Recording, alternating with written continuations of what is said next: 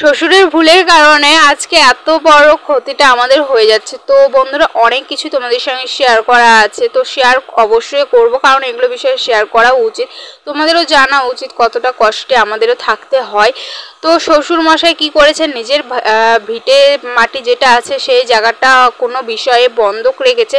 তো সেই বন্ধকটা এখন তুলতে পারছে না, আর সেখান থেকে যাদের কাছে বন্ধক রেখেছে তারা প্রচণ্ড চাপ দিচ্ছে যে তুলতে হবে, না হলে অন্য কোথাও রেখে দিবে জমির দলিলটা, এরকম বলছে। তো সেই জন্য এখন আমরা কি করব বলো, মানে আমাদের এই বিষয়ে আমাদের কোনো কিছু বলেছিল না, তারা বন্ধক রেখে দিয়েছিল, আমরা কিছুই জানতাম না, এখন শুনেছি। তো এখন কি করব বলো, ওর জায়গাটা তো ওকে মানে বাঁচাতেই হবে। তো মানে অনেক চাপ আছে, বুঝতে পারছো, আর আমি সেগুলো মানে কিছু বলতেই পারবো না, টুকটাক তোমাদের সঙ্গে একটু শেয়ার করব। তো ওই জায়গা জমিগুলো এখন তুলতে হবে, তার জন্য এখন অনেক টাকার প্রয়োজন। তো ও যতটুকু কাজ করে এই টাকাগুলো এনেছিল, সেই টাকাগুলো এখন এই যে ব্যাংকে এসেছি তুলতে, আর আমার মা বাবারা কিছু টাকা হেল্প করে সেই জমিটা এখন উঠাবো। তো নিজের জমি দেখো, নিজের বাবার জমি নিজের ছেলেকে এখন টাকা দিয়ে উঠিয়ে নিতে হচ্ছে। তো এমনিতেই আমাদের এই বাড়ির ওপরে কোনো অধিকারই নেই, তো সেই দিক থেকে তাও আমরা দেখো এদিকে জমিটা উঠাতে এসেছি।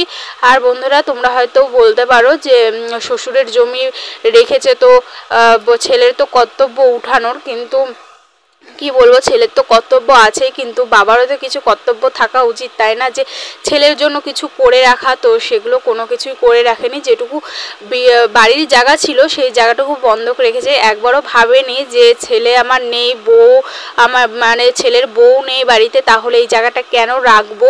তো জায়গাটা বন্ধক দিয়ে রেখেছে, আমরা কিছুই জানতাম না সেই বিষয়ে। তো আমার বরের কিন্তু সামনে একটু জায়গা কিনা ছিল, একবার ভাবো তো বন্ধুরা, সেই জায়গাটা যদি যদি না থাকতো তাহলে আমাদের অবস্থাটা কি হতো। তো মনে অনেক দুঃখ নিয়ে তাও দেখো এসেছি শ্বশুরকে বাঁচানোর জন্য। তো এদিকে দেখো অনেক কষ্টের টাকা, খুব চিন্তা হচ্ছিল আর খুব টেনশন হচ্ছিল, মানে খাওয়া দাওয়া একদম বন্ধ হয়েছে। দেখো শ্বশুর বাড়িতে এসেছি, এসে কিন্তু আমি ওই যে যেদিন এসেছি সেদিন খেয়ে এসেছি, তারপরে রাত্রেও খাইনি, সকালেও খাইনি, একদম খেতে পাচ্ছিলাম না। আর এখানে দেখো কতগুলো টাকা, ওদিকে তোমাদের দাদাভাইও কিনছিল, আর আমার প্রচণ্ড চিন্তা হচ্ছিল, মুখটুক একদম আমার শুকিয়ে গেছিলো, দেখতে পাচ্ছ বড় মুখ চোখ শুকিয়ে গেছে।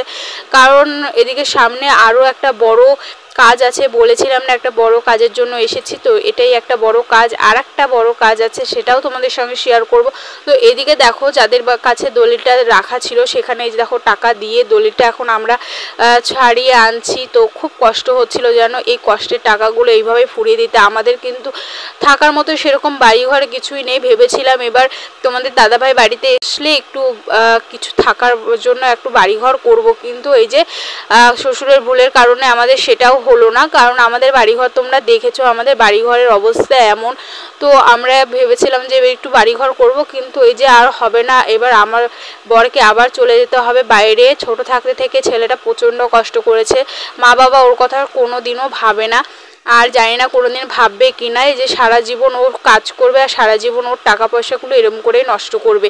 তো যাই হোক, চলো বন্ধুরা, আজকের ভিডিওটা এটুকুই শেয়ার করলাম।